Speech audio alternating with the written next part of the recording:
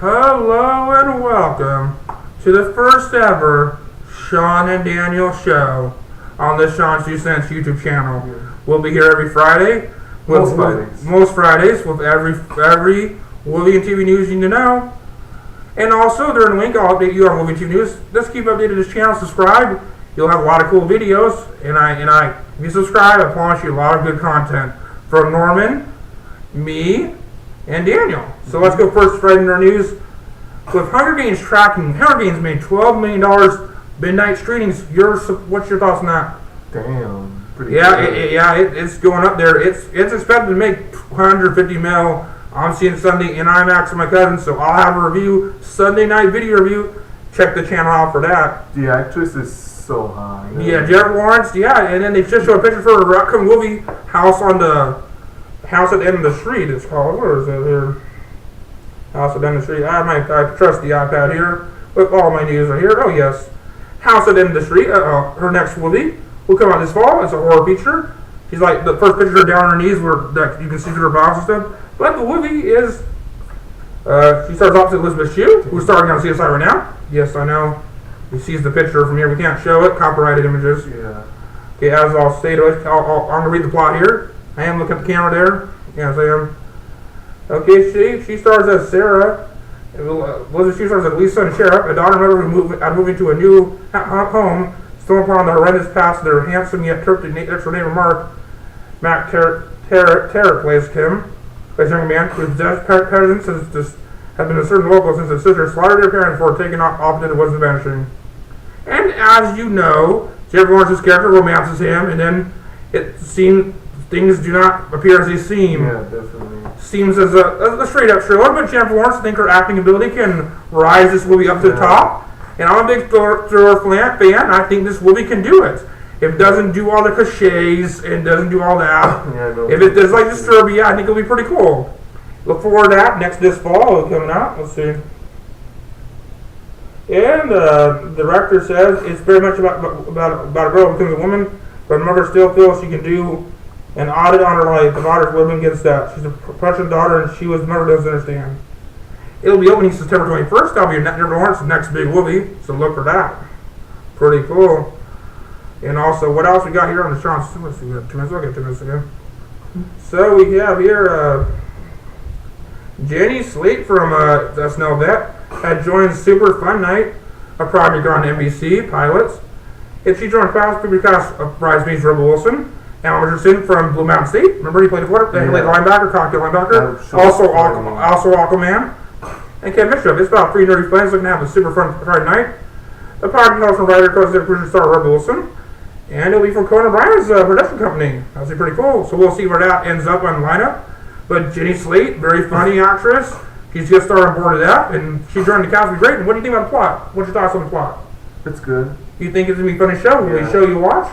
Yeah. Be a show you watch? Okay. Oh, we got also the number casting for Oblivion, Tom Cruise's sci-fi epic thriller. Joining the cast is Melissa Leo from The Fighter, Oscar-winning actress, great actress. And with Hunger Games opening so big and so vast, 150 mil, gonna by far anything. Warner Brothers has decided to adapt another book. Okay. They only 100 books. They're Hunger Games. There's 3 books. There's Catching Fire. Then there's the third one. I forget what the third one's called. There's 3 of them. Okay, now we'll talk about this franchise here. It's called the Fourth Frame Trilogy, a best-selling series by dystopian novelist John Paul Hawkes. The story widely of The Traveler, first book in the series. The novels are set in the near future and reinterpret history as a battle between forces of control. There is the tableau, which manages society through constant observation, and travelers, and an extent group of people who can project their spirit into other dimensions. They have published 25 in 20 languages, sold more than 1.5 million books. There's also 2 other novels. So, what's your getting that plot? The plot sounds weird. And I'm not familiar with the books. I've never heard of them. Yeah, me either. But Warner Brothers says, let's do it. Also, we have some horror movie news here, which I'm a fan of horror. Daniel is not a fan of horror, are you? Nope. I don't know why. Horror is very fun. Not really. I like war movies. War is horror. No, it isn't. Yeah. There's a difference. War is war, okay. War is action, violence, and I'm trying to find what I thought about such and such. Horror movies just something to scare you at night. They're not going to scare you at night. Sorry, people. I'm just trying to find the news here, the plot here. Sorry. Danny, anything you want to talk about while you wait here? Let's see. No. Not really. Okay, the writers and directors of. Let's see. Let me put my notes here and see if I can get into it. Okay. Okay, right here. Well, the Friday the 13th writers have set up a new horror movie at Paramount. The duo has set the film, which they plan to write and direct, at the studio where their former franchise first started. Damien Shannon and Mark Swift are the writing team behind the recent Friday the 13th remake, and as well as Friday for Jason. Two of my favorite movies. I love Jason. And details of the picture being kept tightly locked up, but it's known to contain a high school setting like all horror movies do. Kill the high school kids and hope to be rated R. We need to never rate horror movie, but they don't do well overseas. Why do you think that is? Friday the 13th, if there's no sequels because it doesn't do overseas. Why do you think that is? No overseas. I don't know. And also, with other horror movie news, let me go down my notes here. Let's see. Angela Robinson, the co-producer of True Blood Hung, has sold an untitled supernatural teen thriller pitch to Paramount. Another teen thriller, which you always need.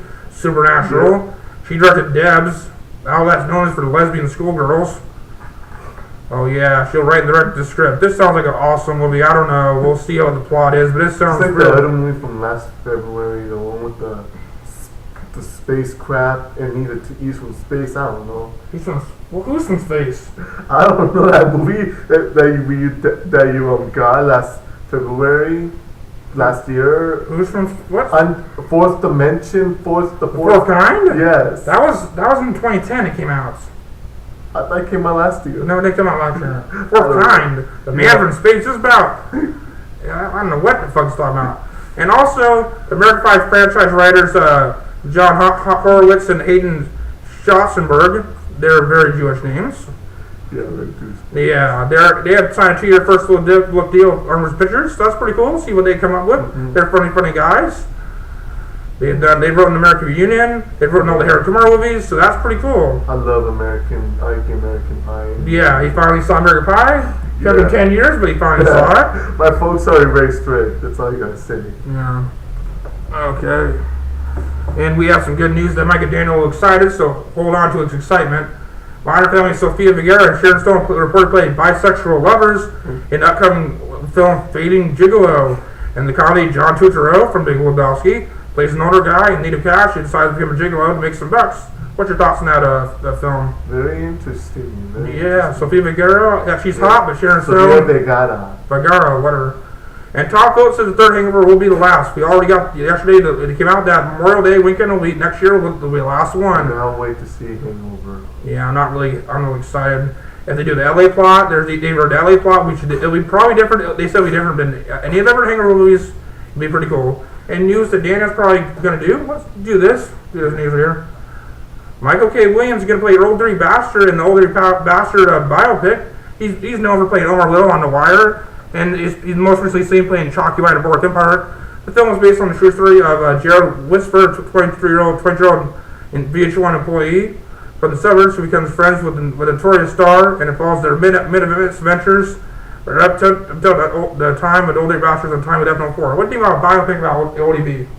Interesting. Wasn't he in the Wu-Tang Clan? Yes, I think he was. Yeah, I love Wu-Tang Clan. They're like the best rap group ever. Okay, let me just check time so I'm moving to go. Very, Chinese and, Yeah, they were very themselves, yeah. All that. I wonder if they knew much about it.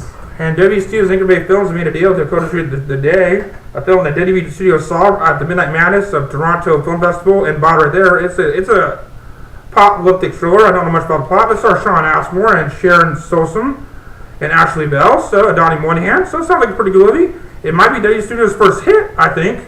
We'll see how that goes for them. And Paramount is reinventing Mark and Twain's Huck and Tom. Really want to do that? Yeah. Andrew Berg is writing it. It's a spec strip. I don't know what a spec strip is. It's like a scope.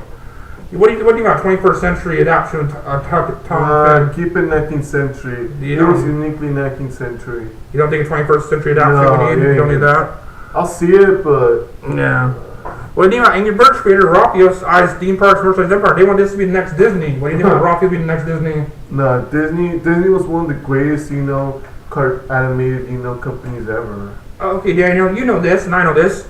We love hamburgers, right? Yeah. I love hamburgers. We all love hamburgers right here on the Shawn and Daniel Show. Yeah. We just ate some bacon earlier. Yeah. And scientists have proven red meat makes you happy. Makes me happy. Does it make you happy? Definitely. What do you think about them moving the pink slime from the hamburgers now? The pink slime. I didn't know about this till like a couple of months back. Yeah. Supposedly. Hey, now tell us a story about the pink slime. I'm new to this. Educate me on the pink slime in the burger. Supposedly, the first time we ever heard of it was when that Food Inc. movie came out. Oh yeah, Food Inc. Yeah, Food Inc. Yeah, I haven't seen that movie because I love meat. I don't want to be. I love eating meat. Yeah, I know. Me too. Anti-vegan here. We don't promote vegetarian lifestyles. No.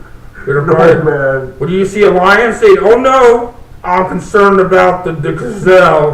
I want to eat the lettuce." No, you don't see the lion saying, "Fuck no, I'm not eating the gazelle." If animals eat meat, we eat meat to survive. We eat meat for inflation. Yeah. You don't want fucking 40 million cows running around, do you? You want like all these pigs running around? Yeah. No. Exactly. You don't want all the fucking pigs running around. Fucking stupid. All the pigs running around. Actually, they're better off, in the farm. Yeah, they're in the farm. They grow to a long life, Yeah. and they turn into steaks. So, yeah. Yeah. I'm not a fan of veal killing baby cows. That's terrible, right? Oh, baby yeah. cows terrible. Yeah, killing them. Yeah, that's terrible right there. Yeah. We're getting a little short on time. Let's go on last couple of more stories. Jennifer Beal is going to co-star in The Widow Detective. She'll play one of the three wives that John Corbett is romancing. He's like a cop who loses three partners, and he watches out for their wives. He becomes the wife's husband and father to the kids. Same time. At the same time he has three wives. It sounds freaking weird. Yeah. It's sister wives. Really crazy. Yeah, it is. And Netflix is going into the series business. As we know, they're doing House of Cards with Kevin Spacey. And now they're doing a new show from Eli Roth. It's called Hemlock Grove. It's going to star Famika Jason, Bill Skarsgård. It's set in a ravaged Pennsylvania steel town. Hemlock Grove begins with unsolved crime. This sounds like The Killing, when a volume girl is found and mystery unfolds. As crime goes unsolved, Appalachians mount and Peter Roman decide to find the killer on their own, confronting the unspeakable truths about themselves in Hemlock Grove as the mystery unfolds. What do you about Netflix going into original series now? Trying to be like the next HBO. Interesting, but they should stick with what they know best, streaming and They're streaming it, but most Netflix they've done a survey, and most people that stream Netflix stream TV shows. Yeah, of course. So they're talking to cable companies like Verizon and Time Warner, and want that to be part of their packages. We'll see. But sooner or later you'll have Netflix on your home cable system, like we have right here, Verizon Files right at my house. Yeah. Yeah. And also, here's a new two more topics before we go here. The future of the office is in doubt because Mindy Kaling's Hotel County has gained some good guest stars. Ed Helms and Bill Hader. Ed Helms will play. Let's see. Ed Helms will play Dennis, the Martian analyst, and potential love interest for Kaling's character.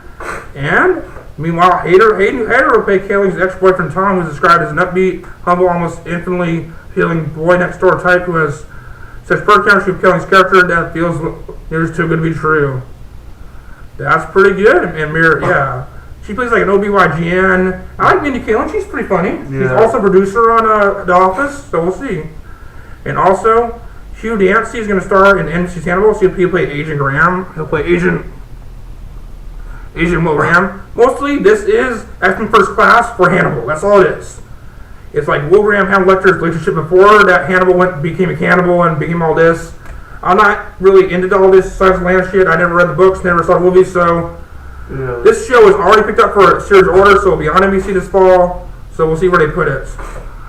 We'll see who's gonna play Hannibal Lecter. That's pretty cool. And you're not a good FBI agent when your mentor is a Hannibal Lecter who's a cannibal. Yeah. You're not a good FBI agent. Were you eating people at night? No, I wasn't. I wasn't eating no people.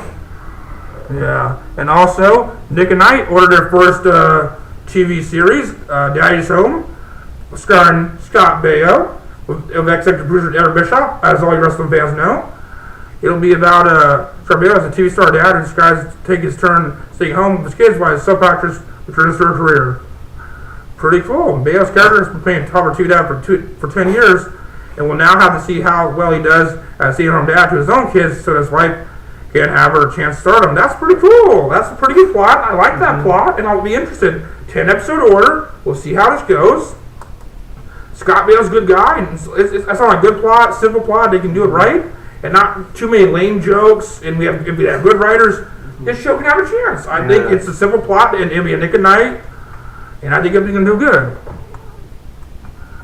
Let's see, mostly what do we have? We're 15 minutes. So, and Melissa Milano has joined the ABC mid-summer show Mistresses, a soap opera starring, which will be chronicling the ambitious, scandalous romantic lives of Sarah. Let's see. Sarah's on 4 women and chronicling their ambitious, scandalous romantic lives. So Melissa Milano on the cast. Also on the cast is Yojin Kim from Lost. We'll see how that show does, and we'll see when it premieres. Is it going to be at night?